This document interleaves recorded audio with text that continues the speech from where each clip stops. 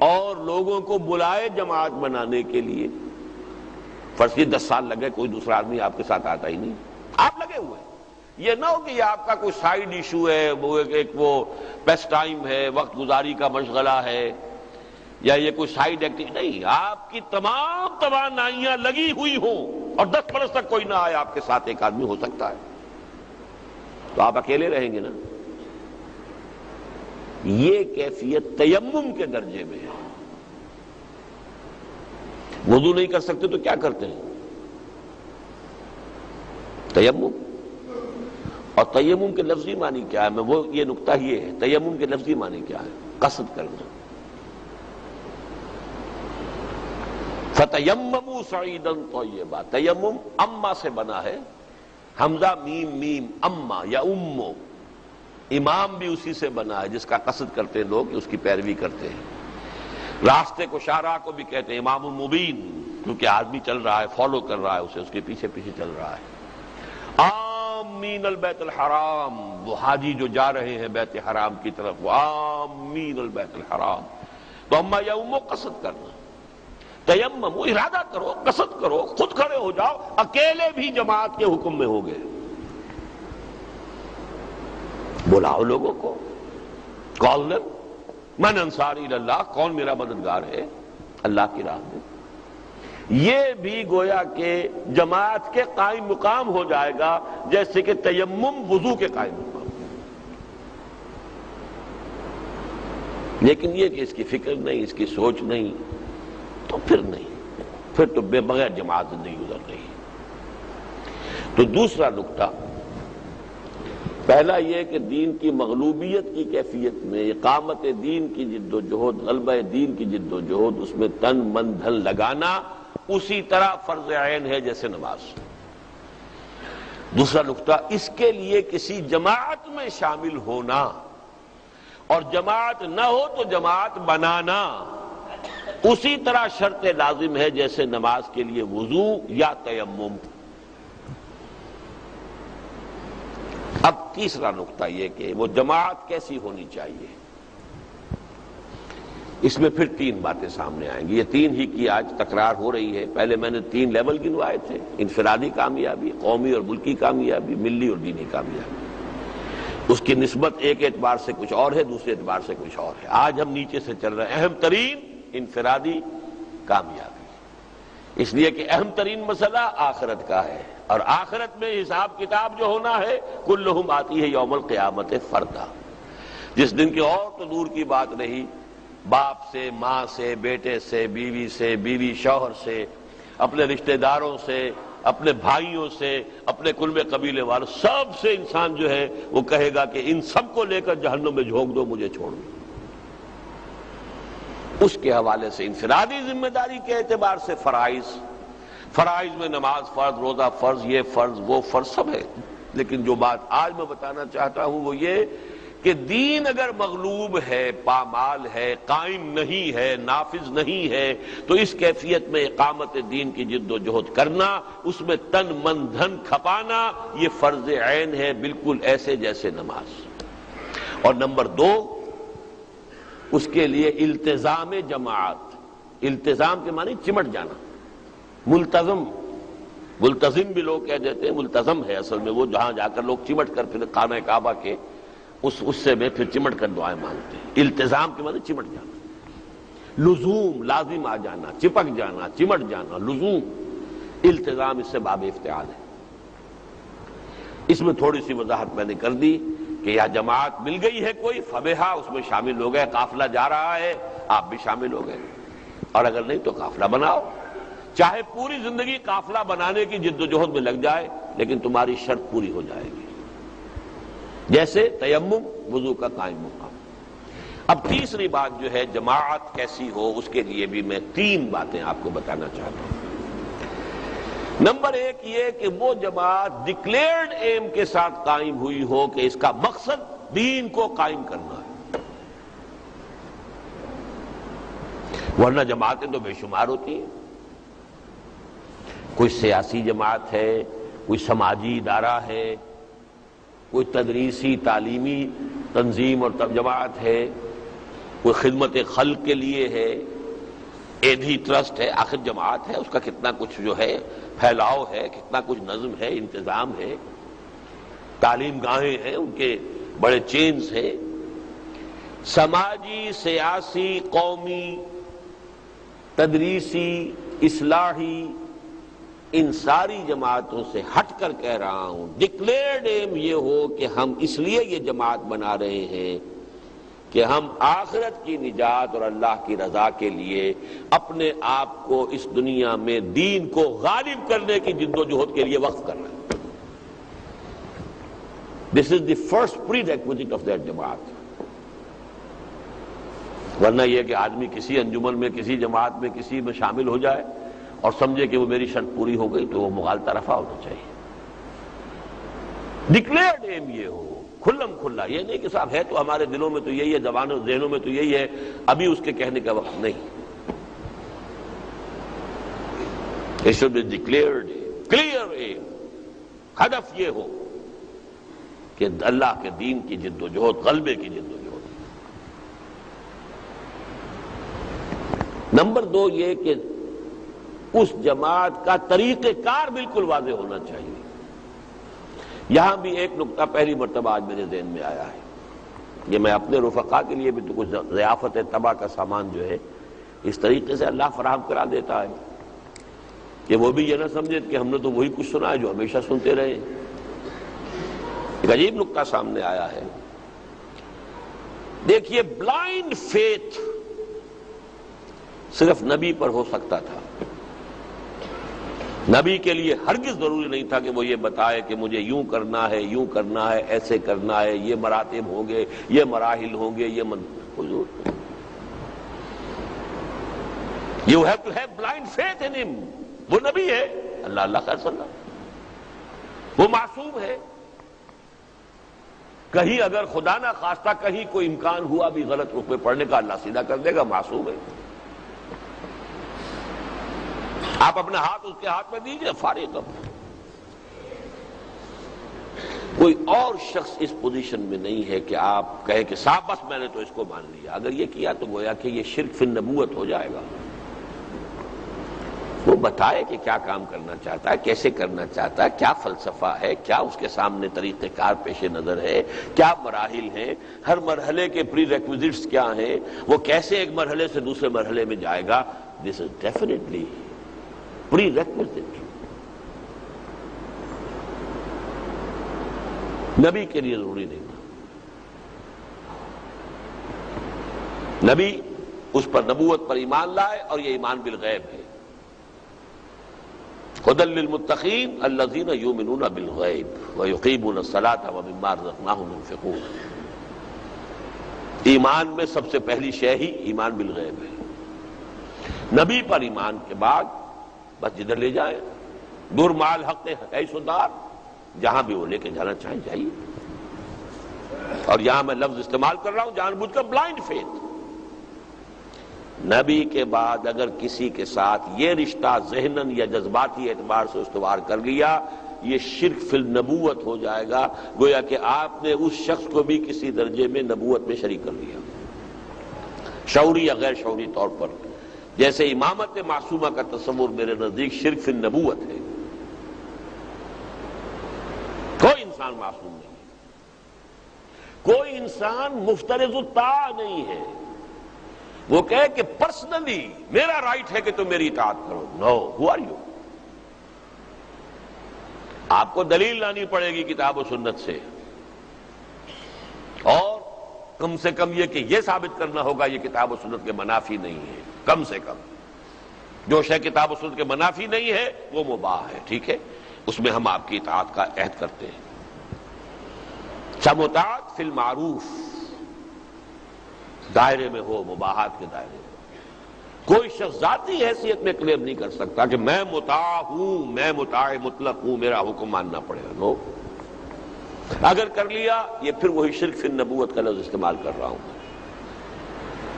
اسی لیے میں کہا کرتا ہوں، یہ آپ حضرات کے علم میں شاید ہوگا بہت سے ہمارے رفقا کے، کہ امامت معصومہ کا تصور 87.5% نبوت ہے۔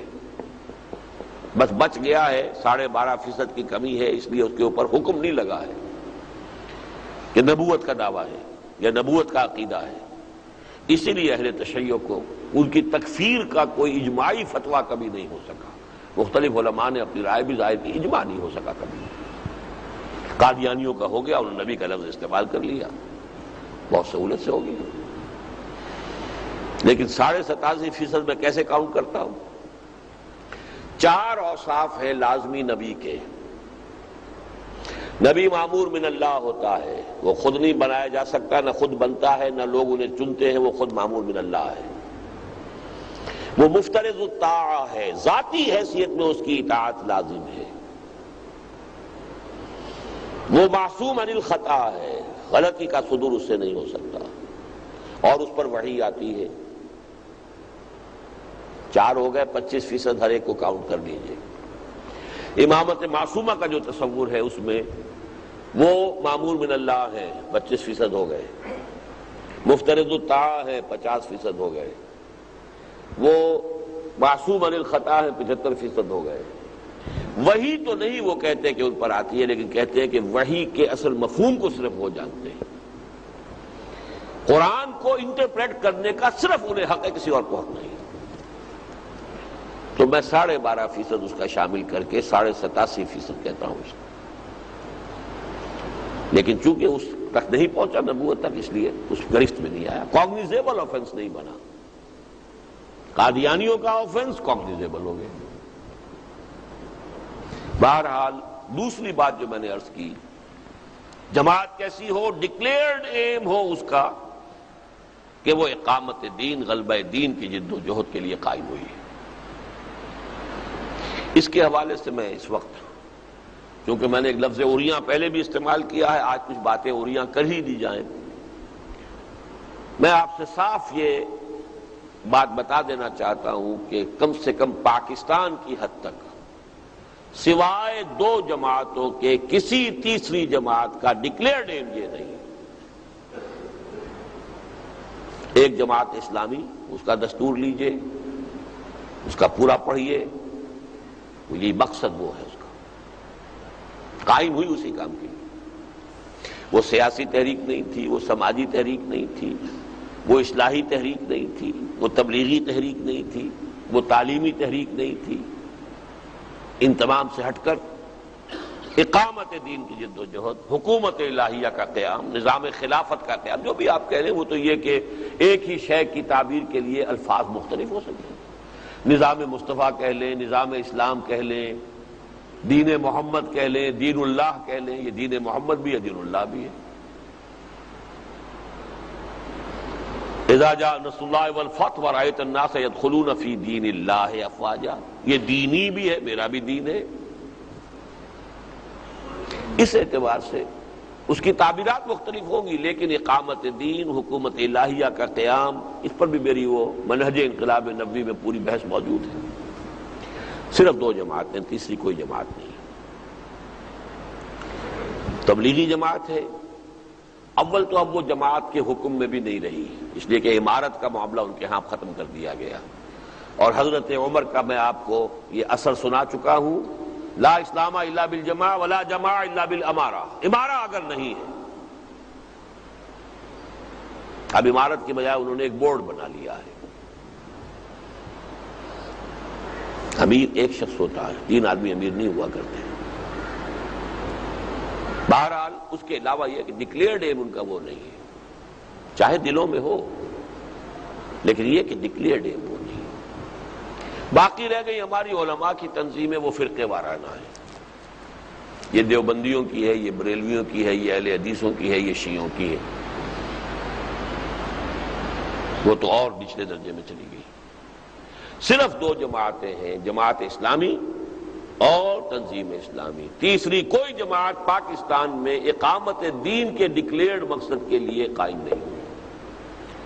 اگرچہ آج خبر سنی ہے کہ مولانا فضل الرحمان صاحب نے اعلان کیا ہے کہ اب ہم انتخابی سیاست کو تج رہے ہیں۔ وہ تج رہے ہیں یا انتخابی سیاست نے انہیں تج دیا ہے، بات تو ایک ہی ہے۔ اب ہم جو ہے انقلابی جد و جہد سے کام کریں گے، چلیے اچھا ہے، ہم تو اسے بھی ویلکم کہیں گے، لیکن قائم وہ اس کام کے لیے نہیں ہوئے تھے۔ یا تو ایک نئی جماعت بنائے اس مقصد کے لیے کہ اب ہمیں صرف اقامت دین اور غلبہ جد و جہد دین کی یہ جماعت بنانی ہے، ٹھیک ہے۔ کسی جماعت کو یہ حق حاصل نہیں کہ وہ کہے بس انا ولا غیری، بس میں ہی میں ہوں اور کوئی ہے ہی نہیں، وہ نبی کی جماعت ہوتی تھی۔ اب نبوت نہیں ہے، یہ کوئی نہیں کہہ سکتا۔ میں آپ سے کہہ رہا ہوں، میں تنظیم اسلامی کا امیر ہوں، تنظیم اسلامی میں نے قائم کی ہے، میرا خون پسینہ اس کی بنیادوں میں ہے، لیکن میں کہہ رہا ہوں جماعت اسلامی بھی اسی مقصد کے لیے قائم ہوئی تھی۔ لیکن یہ کہ تیسرے نمبر پر آج جو میں نے بتایا، آج کی خبر ہے، دیکھیں کب تک قائم رہتے ہیں۔ وہ تو حالات کے حوالے سے سیاسی لوگوں کے رخ جو ہے وہ بدلتے رہتے ہیں۔ پہلی بات میں نے عرض کی کہ ڈکلیئرڈ ایم ہو اقامت دین کا۔ دوسرا، طریقہ کار واضح۔ مولانا مودودی نے سن 40 میں یا 41 میں جماعت قائم کی، سن 40 میں انہوں نے وہ تقریر کی تھی اسلامی حکومت کیسے قائم ہوتی ہے، اسٹریچی ہال علی گڑھ، اپنا پورا نقشہ، ایک صالح جماعت کی ضرورت نامی کتابچہ، اور اسلامی حکومت کیسے قائم ہوتی ہے۔ ان دونوں میں انہوں نے اپنا پورا جو ہے اسپیل کر دیا، اس کو واضح کر دیا، بیان کر دیا، اس طور سے کر دیا۔ یہ دوسری بات ہے، یہ میری رائے ہے، کوئی اس کو صحیح سمجھے نہ سمجھے، میری کتابیں اس موضوع پر موجود ہیں، تحریک جماعت اسلامی ایک تحقیقی مطالعہ وغیرہ، کہ پاکستان بننے کے بعد وہ بھی 2 سال 3 سال اسی رخ پر رہے ہیں، لیکن سن 51 میں الیکشن کے میدان میں آ کر اب ایک پولیٹیکل پارٹی کی شکل اختیار کر لی۔ یہ میری رائے ہے۔ اب بھی اگر کوئی شخص یہ سمجھتا ہے کہ نہیں وہ طریقہ کار صحیح ہے اور وہی طریقہ کار ہے جو تھا، تو ٹھیک ہے، اسے اگر وہ اپنے اس دیانتدارانہ رائے کی بنا پر جماعت اسلامی میں شامل رہتا ہے، مجھے کوئی اعتراض نہیں۔ لیکن شمولیت کا مطلب یہ نہیں ہے کہ کاروبار دھندے ہو رہے ہیں، چندے دے دیے، صرف دھندوں کے ساتھ چندے نہیں، شامل ہوں، اس کی پالیسی میکنگ میں، ڈیسیجن میکنگ میں ان کا حصہ ہو، اس کے ڈسپلن میں ہو، یہ شمولیت ہے۔ شمولیت صرف تعاون کو نہیں کہتے، تعاون تو آپ بہت سی جماعتوں سے کر سکتے ہیں، تعاون البر والتقوی ولا تعاون علی الاثم والعدوان، لیکن ایک جماعت میں ایک ہی میں رہ سکتے، 2 میں نہیں رہ سکتے۔ جماعت اور ڈسپلن ایک پارٹی کا نام ہے، ایک ہی ڈسپلن آپ پورا کر دیں، نبھا دیں تو بڑی بات ہے، 2 کے ڈسپلن کیسے پورے کریں گے؟ ناممکن ہے، ٹکرائیں گے وہ آپس میں ایک دوسرے سے، 2 کشتیوں میں سوار نہیں ہو سکتے۔ جماعت ایک ہی ہوگی، البتہ ایک جماعت میں رہتے ہوئے دوسروں کے ساتھ تعاون، وقتی تعاون، فوری تعاون، جہاں جہاں جزوی طور پر ان کے ساتھ تعاون، یہ ہو سکتا ہے۔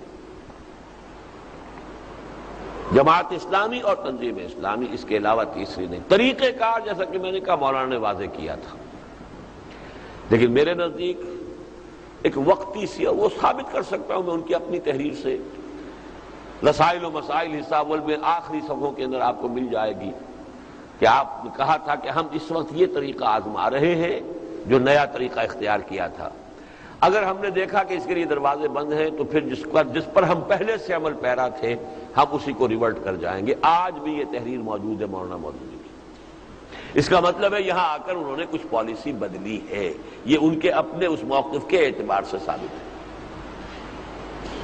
طریقہ کار کے معاملے میں۔ باقی اب بھی ہدف ان کا وہی ہے، اس میں کوئی شک نہیں۔ تیسری چیز یہ ہے کہ اس جماعت کی تاسیس کیسے ہو، کس بنیاد پر ہو، آرگنائزیشنل سٹرکچر کیا ہو۔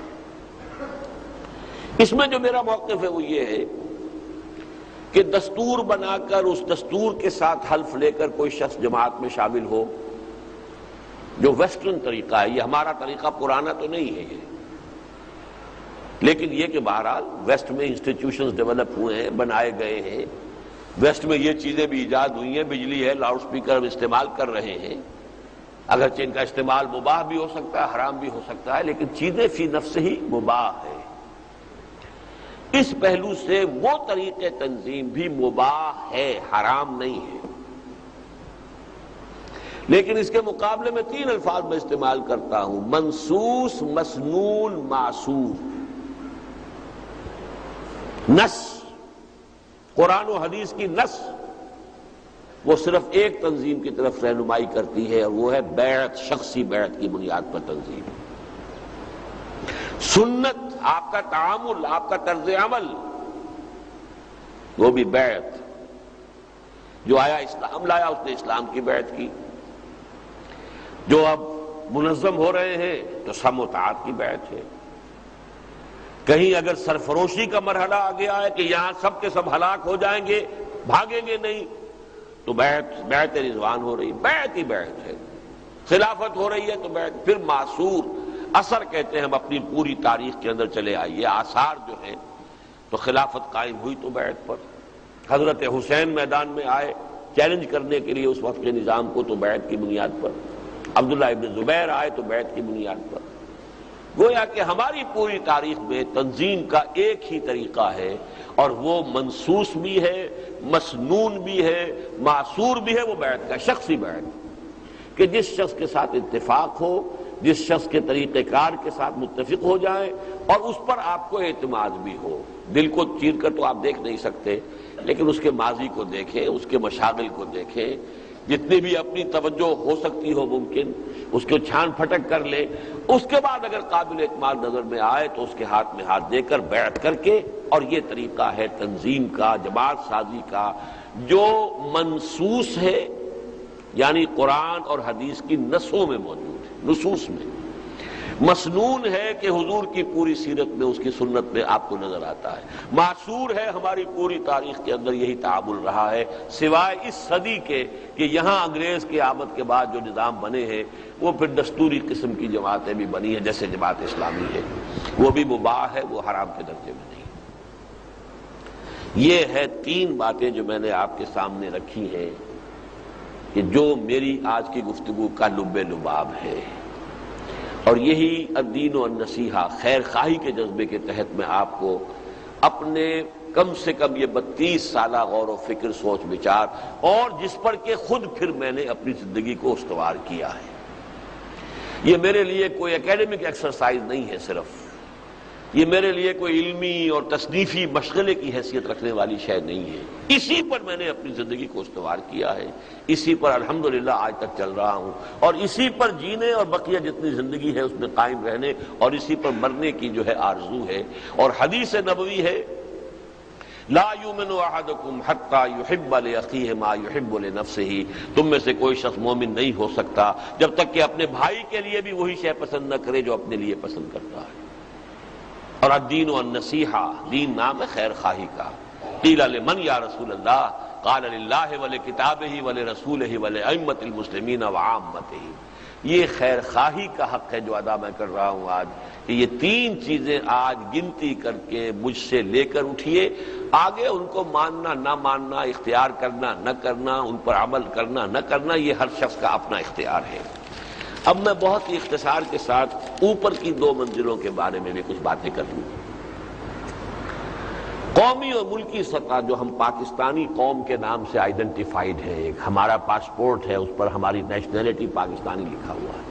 ایک ملک ہے جو پہلے 2 خطوں پر مشتمل تھا، وہ علیحدہ علیحدہ ہو گئے، اور بدقسمتی سے ایک حصے نے اپنا نام بھی بدل دیا۔ چھوڑیے ان باتوں کو، لیکن یہ کہ اس ملک کے بارے میں 2 باتیں لازم ہیں جو سمجھ لینے کی ہیں۔ باقی سارے مسائل بھی اہم ہیں، اس کی معاشی کیفیت، اس کی مالی حیثیت، اس کے قرضوں میں بند جانا، اس کا اور معاملات کے اعتبار سے یہاں پہ اخلاق کا دیوالہ نکل جانا، یہاں پہ غبن اور خیانت کا وہ بازار گرم ہونا کہ جس کی شاید دنیا میں اب کہیں اور نظیر نہ مل سکے، یہ ساری اپنی جگہ پر ہے۔ ہمارا لٹریسی پرسنٹیج اتنا کم ہے، یہ ساری چیزیں اپنی جگہ۔ ان میں سے کسی کو میں نہیں کہتا کہ یہ کوئی غیر حقیقی یا غیر اہم مسائل ہیں، لیکن 2 باتیں ہیں کہ جو ہیں جڑ کی باتیں، جن کو سمجھ لینا چاہیے، اور ان پر پوری تفصیل سے تو میری کتاب استحکام پاکستان کے نام سے موجود ہے۔ پہلی بات یہ کہ اس ملک کے وجود میں آنے کے لیے جڑ اور بنیاد سوائے اسلام کے نعرے کے اور کچھ نہیں۔ لفظ نعرہ استعمال کیا میں نے، یہ نہیں کہا اسلام تھا، نہیں، اسلام کا نعرہ۔ اس میں پوری بحث ہو جائے گی کہ مسلم لیگ کو دینی جماعت نہیں تھی، مسلم لیگ کی قیادت کوئی پریکٹسنگ مسلمز پر مشتمل نہیں تھی، علماء کی حیثیت اگر تھی تو وہ ثانوی معاونین کی تھی، مددگاروں کی تھی، وہ اس کی قیادت میں شامل نہیں تھے۔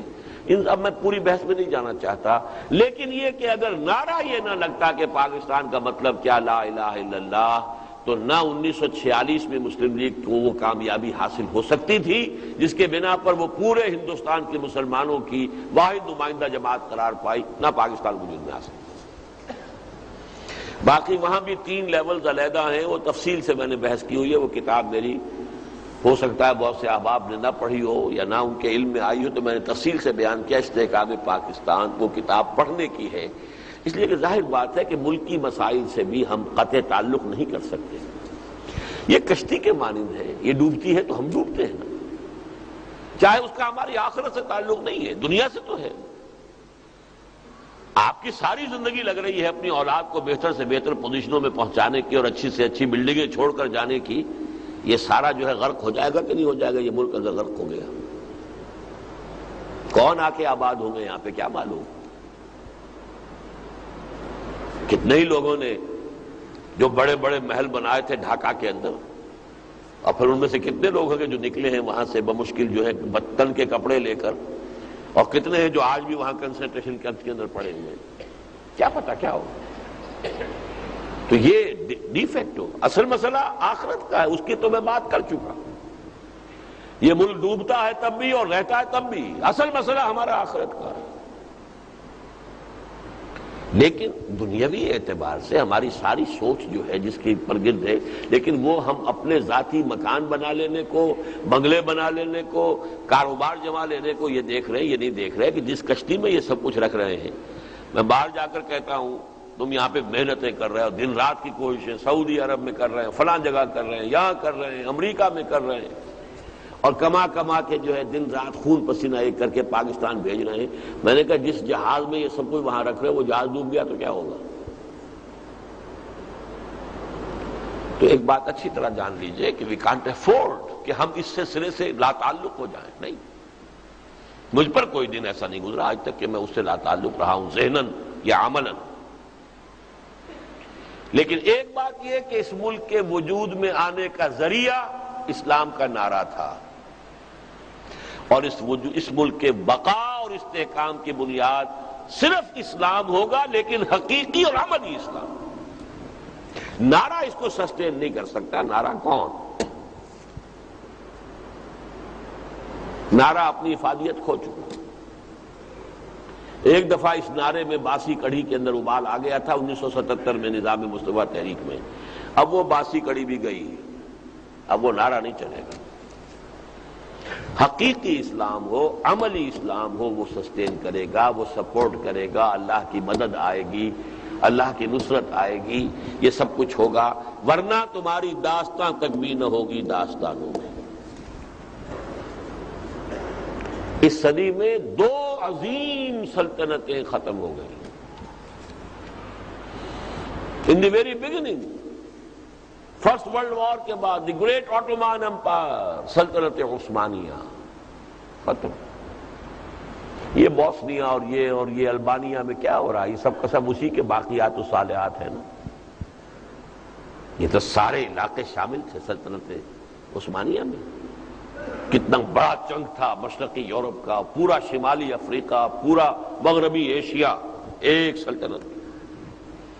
یا کبھی ہوا کرتی تھی سلطنت روما، جس میں کہ تینوں یہ بر اعظموں کے حصے تھے، یا پھر سلطنت عثمانیہ تھی۔ نام و نشان ختم۔ ایک ملک ترکی رہ گیا، کچھ آبادیاں ہیں جو یورپ کی مختلف ملکوں، اور ابھی recently U S S R gone with the wind. تو پاکستان کس کھیت کی مولی ہے؟ آدھا تو ویسے ہی گیا، نام بدل چکا اپنا، باقی جو ہے اب حالات جو ہو رہے ہیں، کس بے بسی کا عالم ہے اس وقت۔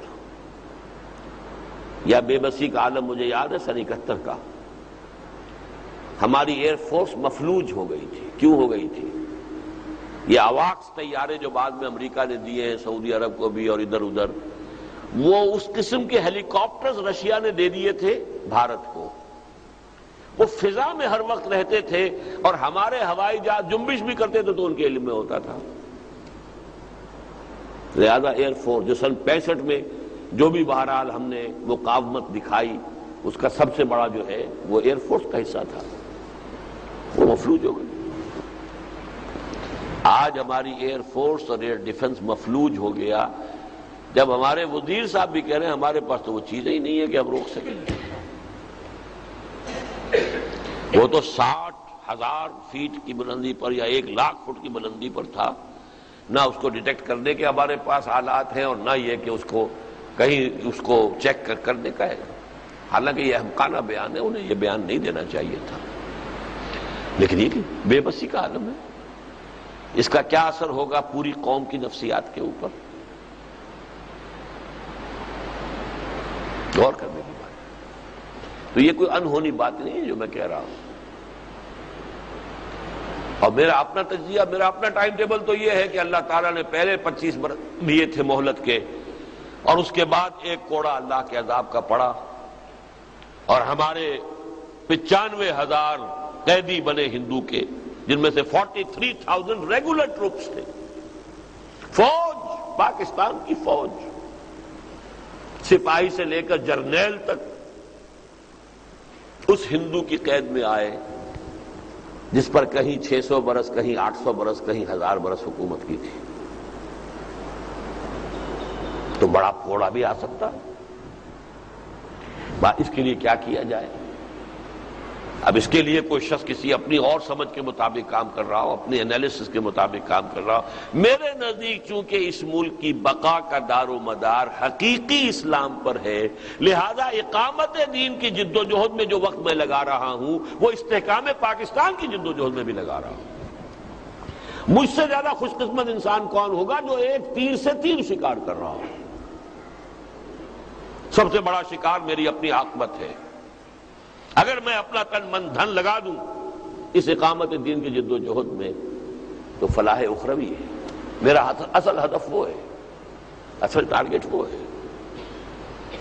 لیکن میرے نزدیک یہی میرے اس ملک کی بقا کا، اس کے استحکام کا، اس کے لیے واحد بنیاد ہے، کوئی اور بنیاد ہے ہی نہیں۔ تو میں جو یہ کام کر رہا ہوں اسی میں گویا کہ میں اپنے اس وطن کا حق ادا کر رہا ہوں۔ یہ نوٹ کر لیجئے، یہ بھی دینی مسئلہ ہے، جس راستے سے آپ چلتے ہیں اس کا بھی آپ پر حق ہو جاتا ہے، حدیث ہے۔ اس راستے کا حق ہے کہ اگر کوئی ایذا والی شے پڑی ہوئی ہے تو اسے ہٹا کر اس راستے کو صاف کر دیں، یہ آپ پر حق ہے چونکہ آپ اس راستے پر چل رہے ہیں۔ تو جس زمین پر ہم آباد ہیں، جس ملک کی جو بھی بہرحال اس کی اللہ تعالیٰ کی طرف سے جو بھی کچھ یہاں عطا ہوا ہے اس سے بہرہور ہو رہے ہیں تو اس کا حق ہے، لیکن اس کے استحکام کا بھی راستہ یہی ہے، کوئی اور راستہ نہیں۔ آپ بھیک مانگتے رہیے، آپ وہ F-16 کے لیے کرتے رہے، وہ اپنی جگہ پر ہے، اعدوا لہم ما استطعتم، وہ اپنی جگہ پر ہے۔ یہ سب کچھ زیرو کے درجے میں ہوگا اگر یہاں اسلام نہ آیا، یہ ملک نہیں رہے گا۔ اور اس میں بڑا تلخ شعر ہے کوثر نیازی کا، اب ان کی شخصیت ذرا بہرحال فوت ہو گئے ہیں، اللہ تعالیٰ ان کی خطاؤں سے درگزر فرمائے، لیکن کوئی ایک زمانہ تھا ان کی شاعری، اس میں وہ تحریکی اور انقلابی رنگ تھا۔ اسلام کو گر تیری فضا راس نہ آئے، اے میرے وطن تجھ کو کوئی آگ لگائے۔ یہ ذرا شاعرانہ جذبات کی بات ہے، لیکن یہ کہ واقعتاً ہمارے لیے تو اصل شے تو پھر اسلام ہے، دین ہے۔ البتہ یہ ملک ایسا ہے سلمان ابن اسلام کے طریقے پر کہ جیسے حضرت سلمان فارسی سے جب نام پوچھتے تھے عرب لوگ، وہ تو تھے چونکہ ایرانی، کہ آپ کا نام کیا ہے؟ وہ کہتے ہیں سلمان، ایک لفظ۔ عربوں کا رواج یہ جب تک باپ کا نام نہ آئے تو وہ نام پورا نہیں ہوا، سلمان ابن، سلمان کس کے بیٹے؟ وہ کہتے تھے سلمان ابن اسلام، میں اسلام کا بیٹا ہوں۔ واحد ملک ہے پاکستان جو اسلام کا بیٹا ہے، لیکن بہت بڑی تباہی آئے گی یہاں، خدا نہ خواستہ بہت بڑی تباہی آئے گی۔ 1000 سالہ جو بھی انتقامی جذبات ہندو کے ہیں، بھارت میں کانگریس بہت کمزور ہو گئی، یہ تو بڑی بات ہے، آج تک وہ موجود تو ہے، کسی نہ کسی درجے میں حکومت میں بھی ہے، پاکستان تو کم کے اندر مسلم لیگ جو ہے ختم ہو چکی تھی، قائم ہوتے ہی وینش ہو گئی تھی، ڈیزالو ہو گئی تھی، بہرحال اس کو چھوڑ دیجئے، لیکن وہاں اب single largest political group B J P کا ہے، اس کے مقاصد علم نشرہ ہے، شیو سینا ہے اس کی سپورٹر اور الائی ہے، ان کے مقاصد، ان کے نظریات بالکل واضح ہیں۔ کیا حشر ہوگا، اس بات کو ذہن میں رکھیے، یہ ہے دوسری سطح۔ اس کا بھی اگر کوئی حل ہے تو یہ ہے کہ یہاں اسلام قائم ہو، قائم خود تو نہیں ہو جائے گا، اس کی جد و جہد کرنی ہوگی، جد و جہد اس طرز پہ کرنی ہوگی جس طرز پر کہ محمد رسول اللہ نے کی تھی صلی اللہ علیہ وسلم۔ وہ منہج انقلاب نبوی جو میں نے بیان کیا ہے، وہ میرا طریقہ، اس پر غور کیجئے، اس پر سوچ بچار کیجئے۔ وہ بات رہ گئی تھی وہاں جا کے میں نے کہا دو ہی جماعتیں ہیں اقامت دین کے ڈکلیئرڈ آبجیکٹو کے ساتھ قائم ہوئی، ایک جماعت اسلامی اور ایک تنظیم اسلامی۔ جماعت اسلامی کے دو چھوٹے چھوٹے پیمفلیٹس مولانا مودودی کے، اسلامی حکومت کیسے قائم ہوتی ہے اور ایک سارے جماعت کی ضرورت ہے، یہ ان میں انہوں نے اپنا طریقہ کار بنیادی طور پر بیان کر دیا تھا۔ چینج کی ہے پاکستان میں آ کر، اس کا ثبوت میں انہی کی تحریر سے، ان کے حوالے سے آپ کو دے رہا ہوں۔ لیکن یہ ہے کہ ہم نے اپنا پورا طرز عمل جو ہے 400 صفحے کی کتاب میں بیان کر دیا ہے، سیرت النبی سے ماخوذ کر کے، یہ طریقہ ہے، پورا انالیسس سیرت النبی کا، منہج انقلاب نبوی کتاب پڑھیے آپ۔ بہرحال آخری جو سطح ہے وہ ہے دینی اور ملی، اس اعتبار سے بھی چونکہ ان دنوں میں میری کچھ باتیں سامنے آتی رہی ہیں اخبارات کے ذریعے سے بھی، پھر اس میں استہزاء بھی ہوتا ہے، تمسخر بھی ہوتا ہے، کچھ اور طرح کی جو نمک مرچ لگا دی جاتی ہے۔ دیکھیے ملت کی سطح پر اور دین کی سطح پر بھی ایک عمل ہے جو بہت جلد اپنے تکمیلی مرحلے کو پہنچنے والا ہے۔ وہ تکمیلی مرحلے سے مراد کیا ہے؟ پہلی بات قرآن سے سمجھیے کہ حضور کو بھیجا گیا غلبہ دین کے لیے، هو الذی ارسل رسولہ بالہدی ودین الحق لیظہرہ علی الدین کلہ، 3 دفعہ قرآن میں آیا۔ دوسری بات یہ کہ حضور کو بھیجا پورے عالم انسانیت کے لیے، 5 دفعہ آیا یہ مضمون، اور سب سے نمایاں آیت یہ ہے وَمَا أَرْسَلْنَاكَ إِلَّا كَافَّةً لِلنَّاسِ بَشِيرًا وَنَذِيرًا۔ تو حضور کے مشن کی تکمیل اس وقت ہوگی جب کل روئے ارضی پر اللہ کا دین قائم ہو جائے۔ تاریخ ادھر جا رہی ہے، اس کی پیشن گوئیاں صریح احادیث میں موجود ہیں۔ نوید خلافت کے عنوان سے ہم نے وہ لاکھوں کی تعداد میں وہ 4 ورقہ جو ہے پھیلایا ہے، اب مجھے معلوم نہیں آج یہاں کہیں ہے یا نہیں، دستیاب ہو سکتا ہے یا نہیں، لیکن جو صاحب بھی چاہیں گے ان کے لیے ہم وہ کہیں نہ کہیں سے فراہم کریں گے، ہماری لوکل تنظیموں کے ذریعے سے، تنظیم کے رفقا کے ذریعے سے، کہ قیامت سے قبل، کیونکہ بات قیامت سے شروع ہوئی تھی، قیامت آنی ہے اور پھر ہمارا محاسبہ ہونا ہے، اصل ہمارا مسئلہ وہ ہے، وہاں سے بات شروع ہوئی تھی۔ قیامت سے پہلے اس پورے روئے ارضی پر اللہ کا دین غالب ہوگا، خلافت علی منہاج النبوت کا نظام قائم ہوگا۔ اس کے لیے جو خوشخبریاں ہیں حضور نے دی ہیں صریح، وہ ہم نے احادیث کی صورت میں عام کی، نوید خلافت کے روح سے۔ اور یوں سمجھیے تیسرے اعتبار سے کہ حضور نے فرمایا کہ میرے بعد اب اللہ تعالیٰ اس دین کی حفاظت کا انتظام جو کرے گا، اس میں یہ بھی ہے کہ ہر صدی میں مجددین امت کو پیدا کرتا رہے گا۔ ان لا یبعث فی هذه الامة علی راس کل 100 عام من یجدد لها دینہا۔ 14 صدیوں کے مجددین، اب نام گنوانا جو ہے وہ اس کے میں وقت لگ جائے گا، لیکن یہ کہ بہرحال یہ نوٹ کر لیجئے کہ پہلے 1000 برس کے مجددین سارے عالم عرب میں آئے، 11ویں صدی، 12ویں صدی، 13ویں صدی، 14ویں صدی کے مجددین ہند میں پیدا ہوئے۔ احمد سرہندی رحمۃ اللہ علیہ، عبدالحق محدث دہلوی رحمۃ اللہ علیہ، شاہ ولی اللہ دہلوی رحمۃ اللہ علیہ، سید احمد بریلوی رحمۃ اللہ علیہ، 14ویں صدی میں شیخ الہند جیسا مجاہد حریت، علامہ اقبال جیسا مفکر، مولانا مودودی جیسا مصنف، مولانا الیاس جیسا مبلغ، پوری دنیا میں ان کے برابر کا، ان کی سطح کا، ان کے سٹیچر کا، ان کی قد و قامت کا کوئی شک موجود نہیں۔ یہ انڈیکیشنز ہیں، 400 ایئرز انڈیکیشنز، ہسٹوریکل انڈیکیشنز۔ 15ویں صدی شروع ہو گئی، 17 برس اس کے جا چکے، 18ویں میں اب ہم ہیں۔ 15ویں صدی کا مجدد، یہ گمان کی بات ہے، خیال کی بات ہے، وہی ہوں گے جنہیں اہل تشیع کہتے ہیں، امام مہدی کے وہ ان کے 12ویں امام تھے، روپوش ہیں۔ حقیقت میں وہ بھی مجدد ہوں گے، جیسے یہ مجدد اپنی اپنی صدیوں میں پیدا ہوتے رہے۔ حضرت احمد سرہندی کوئی 1000 برس سے کہیں روپوش تو نہیں تھے، شاہ ولی اللہ دہلوی کہیں روپوش نہیں، روپوش ہوں گے عالم ارواح میں کہیں ہوں گے، عالم ارواح سے اپنے والدین کے ذریعے سے وہ دنیا میں آ گئے، ایسے ہی کوئی شخص۔ لیکن اہل سنت بھی مانتے ہیں کہ عرب میں اسلامی حکومت قائم کرنے کے لیے ایک عظیم شخصیت ابھرے گی۔ دوسری طرف اس کی حکومت قائم کرنے کے لیے، مضبوط کرنے کے لیے، مستحکم کرنے کے لیے مشرق سے اور خاص طور پر خراسان کی طرف سے فوجیں آئیں گی۔ یہ عجیب حقائق ہے، ذہن میں رکھیے۔ عرب قوم من حیث القوم کھوکھلی ہو چکی ہے۔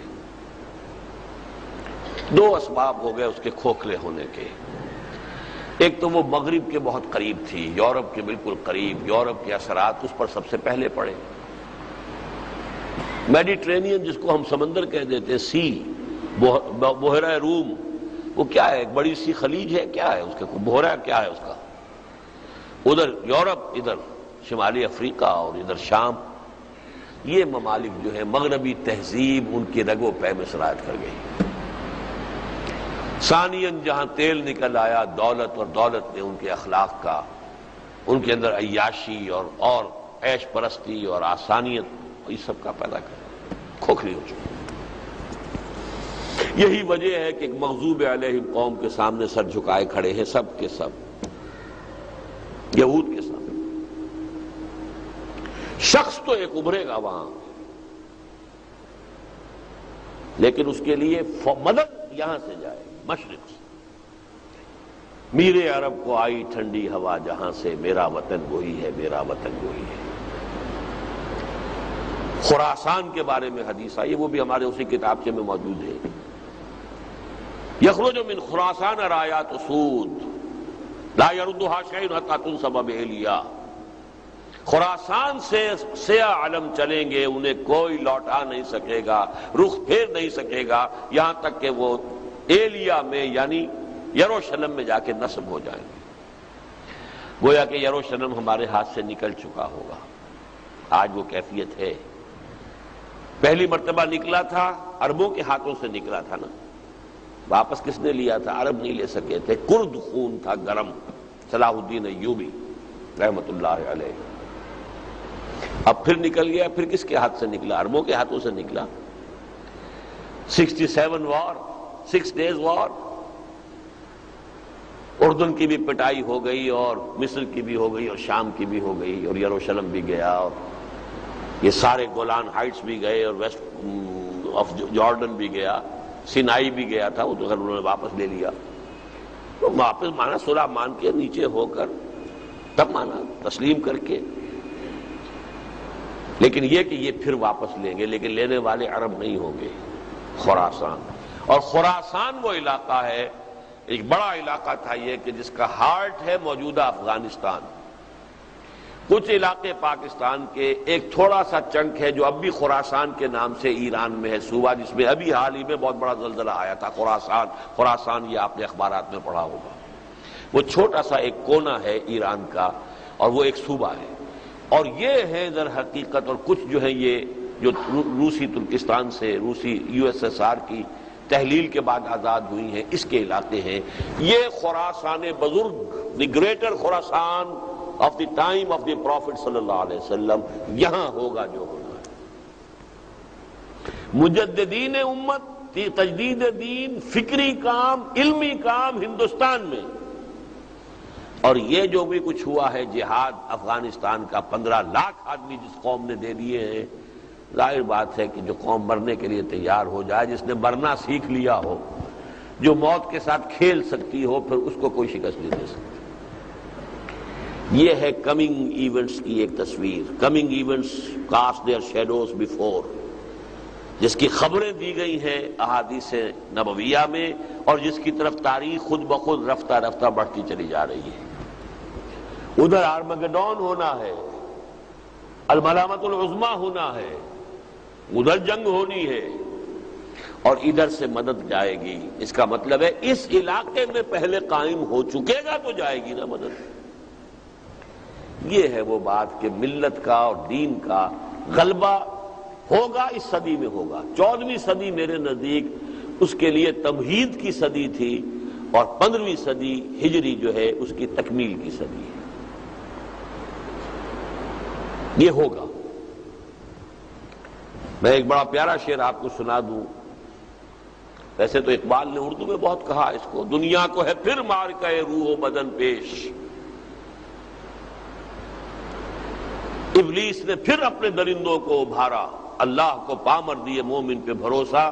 وہاں تہذیب کا لفظ ہے. تہذیب نے پھر اپنے درندوں کو ابھارا، اللہ کو پامر دیے مومن پہ بھروسہ، ابلیس کو یورپ کی مشینوں کا سہارا. لیکن فارسی کا ایک شعر جو ہے، خضر وقت از خلوت دشت حجاز آیت بروں، حجاز کے صحرا سے تو خضر وقت 15ویں صدی کے مجدد وہ ان کا ظہور ہوگا، وہ سامنے آئیں گے. قافلہ کارواں زی وادی دور و دراز آیت بروں، زی ازی، یہ جو وادی دور و دراز ہے وادی سندھ، یہاں سے کارواں چلے گا. خضر وقت وہاں، کارواں یہاں سے. حضرت مہدی کے بارے میں احادیث عرب میں، اور یہاں سے میرے عرب کو آئی ٹھنڈی ہوا جہاں سے.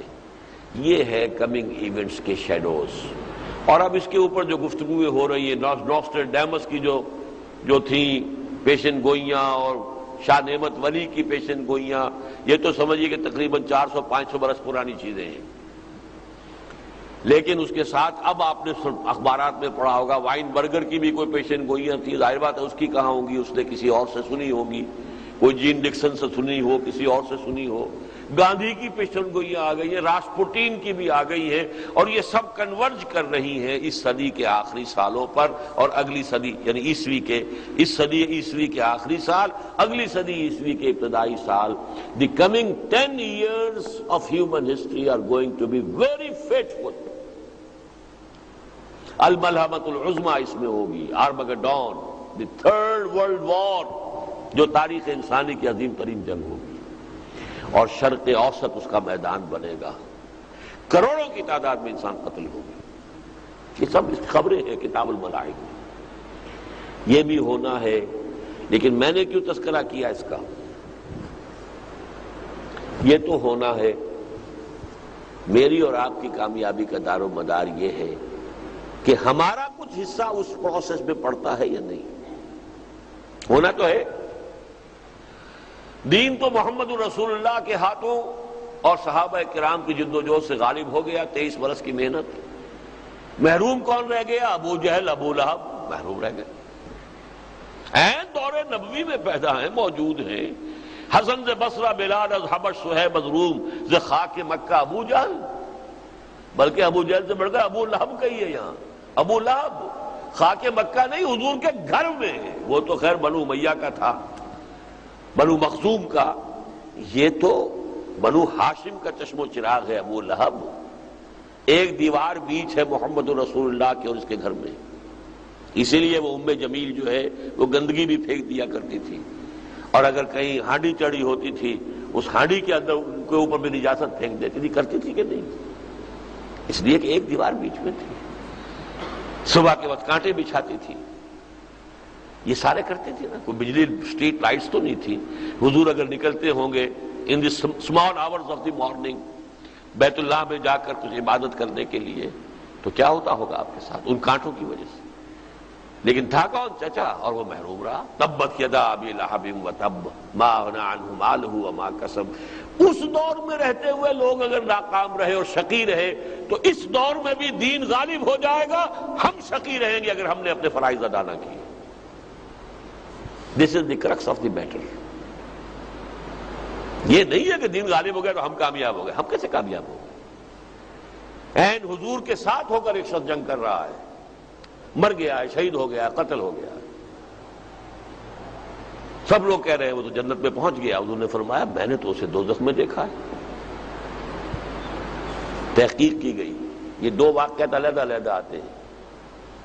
ایک تو یہ ہے کہ زخمی ہو گیا تھا اور زخموں کا جو درد کرب تھا وہ برداشت نہیں ہو سکا، خودکشی کر لی تھی. اپنے عمل سے جہنمی بن گیا، چاہے وہ محمد رسول اللہ کے ساتھ ہو کر جنگ کی ہے اور زخمی ہوا.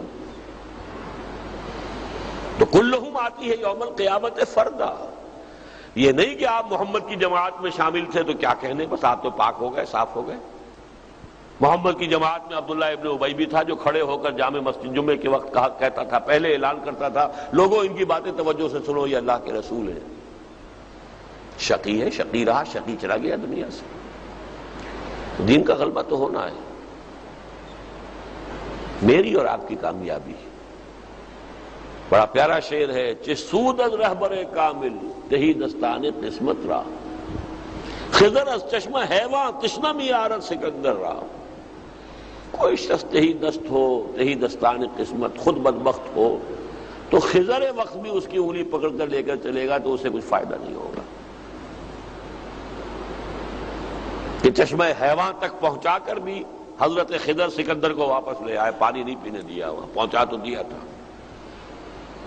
جسود از رہبر کامل تہی دستان قسمت را، کیا فائدہ. خضر از چشمہ حیواں تشنمی آرد سکندر را. تو اگرچہ یہ ہونا ہے، یہ میں نے اس حوالے سے کہا یہ ہونا ہے، لیکن اگر ہم اس پاکستان میں اقامت دین کی جد و جہد میں اپنا خون پسینہ ایک کریں تو ہم اس پروسیس میں بھی شریک ہیں. یہ ہے وہ تیسرا شکار. پہلا شکار میری اپنی عاقبت ہے، اس کے لیے میں نے ساری شروع جو کیا تو یہیں سے کیا. کلہم آتی ہے یوم القیامت فردا، لا یسأل حمیم حمیما یبصرونہم یود المجرم لا یفتدی من عذاب یومئذ ببنیہ وصاحبتہ واخیہ وفصیلتہ التی تؤویہ ومن فی الارض جمیعا ثم ینجیہ کلا یوم یفر المرء من اخیہ وامہ وابیہ وصاحبتہ وبنیہ لکل امرئ منہم یومئذ شأن یغنیہ. وہ ہے ہمارا اصل ہدف. اس کے لیے فرائض دینی، باقی سارا آپ کو معلوم ہے، مجھ سے بھی بہتر معلوم ہوگا. نماز کے یہ فرائض ہیں اور فلاں یہ فرائض ہیں. سب جو کمی رہ گئی ہے میں نے بیان کی. ایک دین کی مغلوبیت کی کیفیت میں اس کو غالب کرنے کی جد و جہد. اولاً تو یہ سمجھ میں آ جائے بات تو بہت اچھا ہے کہ اولین فرض عین یہ ہے. نماز بھی اس کے لیے درکار ہے، روزہ بھی اس کے لیے درکار ہے، انفاق بھی اس کے لیے درکار ہے. اولین یہ ہے. ورنہ کم سے کم یہ تو سمجھیں کہ جیسے نماز فرض عین ہے ویسے ہی فرض عین.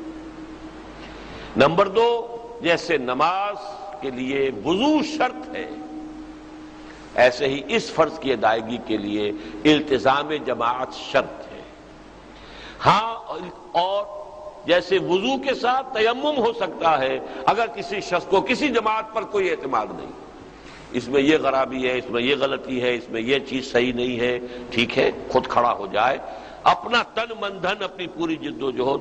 سن 65 سے لے کر 75 تک 10 برس میں نے جد و جہد کی ہے، تب تنظیم اسلامی قائم ہوئی. میں بغیر جماعت نہیں تھا اس وقت بھی، اس لیے کہ میں جماعت بنانے کی جد و جہد کر رہا ہوں. وہ تیمم ہے میرا، تیمم کے معنی قصد کرنا ہے. تو جماعت ہو یا جماعت کا قصد موجود ہو. اور نمبر 3، وہ جماعت 3 شرطیں پوری کرے. نمبر 1، ڈکلیئرڈ ایم آف اقامت دین. نمبر 2، اس کا طریقہ کار بالکل واضح ہو، معین کرے کہ یہ طریقہ کار ہے. نمبر 3، البتہ میں نے کہا کہ جدید قسم کی جمہوری دستوری تنظیمیں بنانا بھی مباح ہے، لیکن منصوص، مسنون، معصور بنیاد اس اقامت دین کی جد و جہد کے لیے قائم ہونے والی جماعت کی وہ بیعت سمع و طاعت فی المعروف ہے. یہ تقاضے ہم پورے کریں تو ہماری عاقبت اپنی سنورے گی. اس ملک کے بھی بقا اور استحکام میں کچھ نہ کچھ حصہ ہماری طرف سے بھی پڑ جائے گا. اصل یہی ہے. اور وہ عالمی غلبہ اسلام دین کی جو اس دنیا کے اندر دین کی دنیا میں آخری اور کامل کامیابی جو ہے اس میں بھی ہمارا حصہ شامل ہو جائے گا. اقول قولی ھذا واستغفر اللہ لی ولکم ولسائر المسلمین والمسلمات. دلانا چاہتا ہوں کہ یہ وہی فریضہ ہے جو حدیث نبوی کے مطابق حضور صلی اللہ علیہ وسلم خود فرمایا کرتے تھے کہ میری اور تمہاری مثال ایسے ہے کہ ایک آگ کا الاؤ ہے، ایک گڑھا ہے جسے تم گرا چاہتے ہو، اور میں تمہیں تمہارے کپڑے پکڑ کے بچانے کی کوشش کر رہا ہوں. آج کی اس گفتگو کے بعد ڈاکٹر صاحب نے جس شرح و بس کے ساتھ اپنی زندگی کی فکر کا نچوڑ آپ کے سامنے بیان کیا ہے، جن لوگوں کے دل میں یہ تڑپ پیدا ہوئی ہے کہ وہ اس قافلے کو جوائن کریں، اس گول کو اچیو کرنے کے لیے اقامت دین کی جدوجہد تبھی یہاں پہ اس محفل کے بعد مسنون بیعت کی محفل ہوگی. جو لوگ ڈاکٹر صاحب سے اس سلسلے میں بیعت کرنا چاہتے ہیں وہ یہیں رہیں تاکہ یہ سلسلہ جامع سکے. یہ بھی ہماری بڑی خوشقسمتی ہے کہ ڈاکٹر صاحب ابھی چند دن اور ہیں یہاں کراچی میں، اور ڈاکٹر صاحب کے دو مزید پروگرام ہیں جن کے بارے میں آپ کو اطلاع کرنا چاہتا ہوں تاکہ آپ جو حضرات مزید ڈاکٹر صاحب سے کچھ مزید مستفید ہونا چاہیں، اپنے ذہن میں کوئی اشکالات ہوں وہ دور ہو جائیں. تو ایک تو آج شب کو بعد نماز مغرب مسجد شاداب ہے، یہ جو کہہ لیجیے علاقہ ہے، کیا نام ہے، حسین اقبال ایریا. عائشہ مسجد سے جب پانی جانے پڑتے ہیں تو وہاں پہ ایک بڑا مشہور علاقہ ہے طاہر بلا کے نام سے. وہاں پہ راؤنڈ اباؤٹ کوئی گلوب بھی بنا ہوا ہے، وہاں سے سیدھیات پڑھ کے کوئی قریباً کوئی اللہ کے راستے میں شاداب بچے. ڈاکٹر صاحب کا آج وہاں درس قرآن کے پروگرام میں بعد نماز. اسی طرح دوسرا پروگرام ہے کل شب 8:30 بجے شام آئی بی اے آڈیٹوریم میں، شہر کا آئی بی اے ہے مکی مسجد کے قریب، گارڈن کے قریب. وہاں پہ دعوت عام ہے، خطاب عام ہے رات کو 8:30. یہ دو پروگرام ہیں جن میں ڈاکٹر صاحب خطاب فرمائیں گے. میری آپ سے گزارش ہے کہ آپ تشریف لائیں. اس کے علاوہ دو مزید اعلانات ہیں، تین اعلانات ہیں. سب سے پہلے یہ کہ ہماری تنظیم کا ایک سلسلہ ہے مسلسل تربیت کا ہوگا. اس پہ دینی معلومات دی جاتی ہے. جو بھی حضرات تنظیم کو جوائن کرتے ہیں ان کے لیے شروع میں ایک ہفتے کا ایک کورس کیا جاتا ہے جو انشاءاللہ 6 جولائی سے لے کے 12 جولائی تک ہوگا یہیں اسی مسجد میں. یہ کل وقتی تربیت گاہ ہوتی ہے. جو حضرات اس میں شامل ہونا چاہیں وہ وہاں مکتوب اپنا نام لکھوا دیں. نمبر 2، ہماری تنظیم کی ایکٹیویٹیز کو ریفلیکٹ کرنے کے لیے ہمارے کچھ جرائد ہیں، کچھ وسائل ہیں. اس میں سب سے اہم اس وقت جو ہے وہ ندائے خلافت. یہ ندائے خلافت اب پہلے تو یہ 15 دن کے بعد نکلتا تھا، اب یہ ہفتہ وارہ ہوگا اور یہ اس کا تازہ شمارہ بھی یہاں موجود ہے مکتوبے پہ، اس کو آپ حاصل کر سکتے ہیں. اسی طرح نوید خلافت کا کتاب تھا وہ تمام احادیث کا ذکر ڈاکٹر صاحب نے فرمایا، اس کا کتاب سے بھی یہاں مکتوبے موجود ہے. اب جو حضرات ایک علامات ہیں، اب مجھے خیال ہو رہا ہے کہ ہم سے یہ کوتاہی ہوئی ہے کہ ہم نے کھانا نہیں کھلایا آپ لوگوں کو، تو سیرت النبی کے مطابق پورا عمل نہیں کیا. لیکن جو بات بتانا چاہتا ہوں وہ یہ کہ دوسری مرتبہ جب ذرا شرم آ گئی لوگوں کو تو تب بھی تقریر سننے کے بعد ایک آدمی بھی نہیں اٹھا کہ جو ایمان لایا ہو. صرف لے دے کے حضرت علی رضی اللہ تعالیٰ عنہ کھڑے ہوئے، وہ پہلے ہی سے ایمان لائے ہوئے تھے. انہوں نے کھڑے ہو کر کہا کہ اگرچہ میں سب سے چھوٹا ہوں اور اگرچہ میری ٹانگیں پتلی ہیں اور اگرچہ میری آنکھیں دکھتی ہیں لیکن میں آپ کا ساتھ دوں گا. اور پورا مجمع کھلکھلا کر ہنس پڑا کہ یہ چلے ہیں دنیا کی تقدیر بدلنے اور یہ ان کے ساتھی ہیں. ایک بچہ ہے، لاغر ہے، کمزور ہے، بیمار ہے.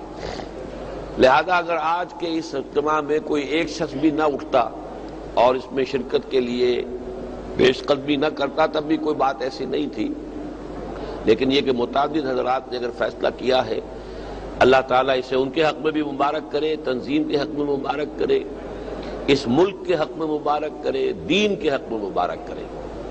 اب جو اس کا اصل جو عہد نامہ ہے اس کی میں وضاحت آپ کے سامنے کر دیتا ہوں، تاکہ یہ جو بڑا عہد آپ کر رہے ہیں یہ پورے شعور کے ساتھ، ادراک کے ساتھ کریں۔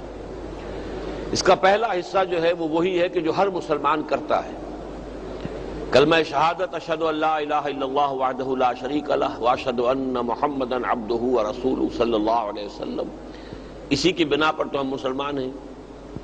پھر استغفار اور توبہ کہ اللہ اب تک جو خطائیں ہو گئی ہیں معاف فرما دے، آئندہ کے لیے عہد کرتا ہوں خلوص دل کے ساتھ کہ کوئی تیرے حکم کی خلاف ورزی نہیں کروں گا۔ یہ کام تو ہر مسلمان کرتا ہے، آج ذرا اسے شعوری طور پر ذہن میں تازہ کرتے ہوئے ان کلمات کو دہرائیے گا۔ دوسرے حصے میں اللہ سے ایک عہد ہے، انی اعاہد اللہ، میں اللہ سے عہد کرتا ہوں، ان اہجر کل ما یکرہہ، ہر اس چیز کو چھوڑ دوں گا جو اسے ناپسند ہے، وَأُجَاهِدَ فِي سَبِيلِهِ، اور جہاد کروں گا اس کی راہ میں جہد استطاعتی، اپنے مقدور بھر، وَأُنفِقَ مَالِي وَأَبْذُلَ نَفْسِي، اپنا مال بھی کھپاؤں گا، جان بھی کھپاؤں گا، لِإِقَامَةِ دِينِهِ، اس کے دین کو قائم کرنے کے لیے، وَإِعْلَاءِ كَلِمَتِهِ، اس کے کلمے کی سربلندی کے لیے۔ یہ عہد اللہ سے ہے، یہ بیع و شراء ہے۔ ان اللہ اشترى من المؤمنین انفسهم واموالهم بان لهم الجنہ، اللہ نے اس کی قیمت دینی ہے۔ اللہ کے ہاتھ آپ اپنے آپ کو بیچ رہے ہیں، اپنے آپ کو، اپنی جانوں کو، اپنے مال کو اللہ کے ہاتھ بیچ رہے ہیں، یہ بیع ہے۔ یہ آیت ختم ہوتی ہے فاستبشروا ببیعکم الذی بایعتم بہ، خوشیاں مناؤ، یہ بیع جو تم نے کی ہے اس سے زیادہ نفع والی کوئی اور بیع نہیں ہو سکتی۔ تیسرا حصہ ہے جو مجھ سے متعلق ہے، میرے اور آپ کے مابین ایک معاہدہ ہے۔ وَلِأَجْلِ ذَلِكَ، اس مقصد کے لیے، اقامت دین کی جد و جہد کے مقصد کے لیے، اُبَایِعُکَ، میں آپ سے یہ عہد کر رہا ہوں، بیعت کر رہا ہوں، عَلَى السَّمْعِ، کہ آپ کا ہر حکم سنوں گا۔ کیا مانی؟ جماعتی نظم کے ساتھ وابستہ رہیں گے تو تمام احکام، تمام فیصلے جو بھی اجتماعی ہوں گے وہ آپ تک پہنچیں گے۔ اگر پتا بھی درخت کے ساتھ جڑا ہوا ہے تو جڑ سے جو غذا آ رہی ہے وہ پتے تک بھی پہنچ رہی ہے۔ پتا جڑ سے کٹ گیا، اس درخت سے ہٹ گیا تو اب وہ کمیونیکیشن ختم ہو گئی، اب وہ پتا درخت کا حصہ نہیں ہے۔ تو پیوستہ رہنا، پیوستہ رہ شجر سے امید بہار رکھ، پیوستگی ہو کہ اجتماعات ہو رہے ہیں، یا جیسے ابھی تذکرہ ہوا تنظیم کے آرگنز ہیں، میرے جمعے کے خطبات ہیں، ان کے کیسٹس ہیں، جو بھی ذرائع ہیں آج کے کہ جس سے مجھ سے آپ کا ذہنی تعلق قائم رہے۔ آپ جو مجھ سے بیعت کر رہے ہیں تو میری بات، میرے فیصلے، میری آراء آپ تک کیسے پہنچیں گی اگر آپ ان چیزوں کے ساتھ جڑے نہ رہے؟ تو یہ تو ہے سمع کا تقاضا، وَالطَّاعَةِ فِي الْمَعْرُوفِ، اور اگر کوئی حکم جو میرا ہے شریعت کے خلاف ہے تو نہیں ماننا، لیکن مباح کے دائرے میں ہے تو ماننا پڑے گا۔ فی العسر والیسر، چاہے تنگی ہو اور چاہے آسانی ہو، والمنشط والمکرہ، چاہے آپ کی ذاتی طور پر جو ہے طبیعت آمادہ ہو، چاہے اپنی طبیعت پر جبر کرنا پڑے۔ فرض جو ہے وہ طبیعت پر جبر کر کے بھی ادا کرنا پڑتا ہے۔ اگر آپ کی طبیعت آمادہ نہیں ہے نفل نہ پڑھیے، کوئی آپ کے اوپر محاسبہ نہیں، بلکہ ہدایت ہے کہ مت پڑھو۔ فرض چاہے طبیعت آمادہ ہو یا نہ، وہ پڑھنا ہی پڑھنا ہے، وہ تو ہے فی المنشط والمکرہ۔ ہاں نوافل میں یہ ہے کہ طبیعت آمادہ ہے، انشراح ہے تو ضرور ادا کرے ورنہ نہ کرے۔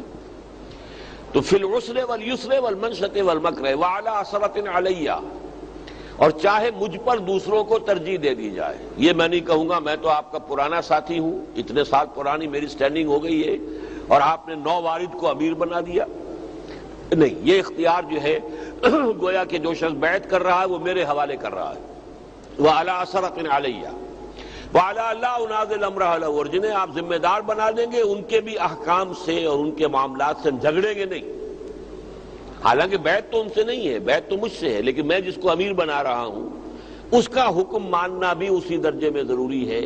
جیسے کہ حضور نے فرمایا کہ من اطاع امیری فقد اطاعنی ومن عصى امیری فقد عصانی ومن اطاعنی فقد اطاع اللہ ومن عصانی فقد عصى اللہ. جس نے میرا حکم مانا اللہ کا حکم مانا، جس نے میری نافرمانی کی اللہ کی نافرمانی کی، جس نے میرے امیر کا حکم مانا اس نے میرا حکم مانا، جس نے میرے مقرر کردہ امیر کی نافرمانی کی اس نے میری نافرمانی کی. اور آخری بات اس بیعت میں یہ ہے کہ وَعَلَىٰ نَقُولَ بِالْحَقِّ أَيْنَمَا كُنتُ، حق بات ضرور کہوں گا جہاں بھی کہیں ہوں گا. لا خاف فی اللہ لومۃ لائم، اور کسی ملامت کرنے والے کی ملامت کے خوف سے اپنی زبان بند نہیں کروں گا. یہ ہے وہ بیعت جو آپ مجھ سے کریں گے. پہلے دو حصے میں نے بیان کر دیا. بسم اللہ کیجئے، میرے ساتھ الفاظ دہراتے جائیے. بسم اللہ الرحمن الرحیم. ذرا بلند آواز سے پڑھیں. بسم اللہ الرحمن الرحیم. اشہد ان لا الہ الا اللہ وحدہ لا شریک لہ واشہد ان محمدا عبدہ ورسولہ صلی اللہ علیہ وسلم. استغفر اللہ ربی من کل ذنب واتوب الیہ توبۃ نصوحا. انی اعاہد اللہ ان اہجر کل ما یکرہہ واجاہد فی سبیلہ جہد استطاعتی